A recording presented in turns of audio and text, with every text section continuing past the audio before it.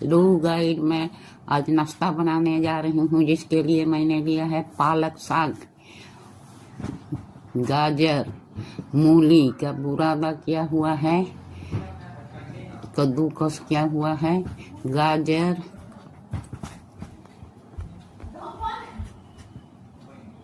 शिमला मिर्च लंबा लंबा काट के सबको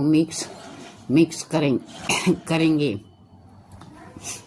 थोड़ा पानी डाल के उसको 10 मिनट के लिए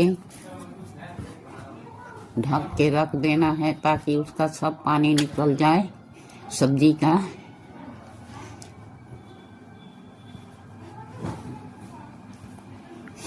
अब हम लगाते हैं 2 चम्मच